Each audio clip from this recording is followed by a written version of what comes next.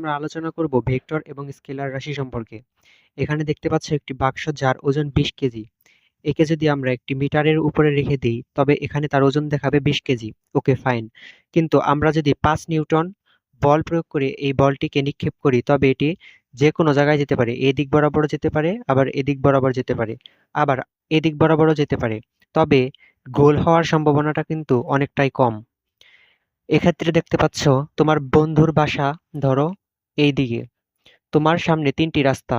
10 metre দূরত্বে তোমার বন্ধুর বাসা, অর্থাৎ এই দিক বরাবর গেলে 10 মিটার। তবে তুমি যদি এদিক বরাবর যাও তোমার বন্ধুর বাসায় কিন্তু যেতে পারবে না। তো এই সব ক্ষেত্রে তুমি দেখতে পাচ্ছ যে শুধু মান দেওয়া রয়েছে। এখানে 10 মিটার দেওয়া রয়েছে যা একটি মান, এখানে 5 নিউটন দেওয়া রয়েছে একটি মান, এখানে 20 কেজি দেওয়া আছে এটি একটি মান। শুধু মান দিয়ে যে সকল রাশিকে প্রকাশ করা যায় সেগুলো হচ্ছে স্কেলার রাশি।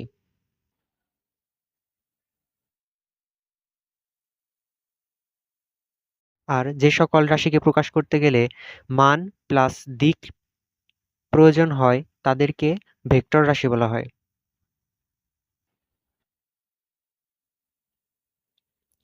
চলো এখন আমরা জেনে নেব ভেক্টর রাশি কি কি এবং স্কেলার রাশিগুলো কি কি।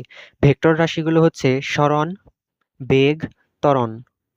সরণ, বেগ, ত্বরণ। এবং স্কেলার রাশিগুলো হচ্ছে দূরত্ব, ভর এবং তাপমাত্রা।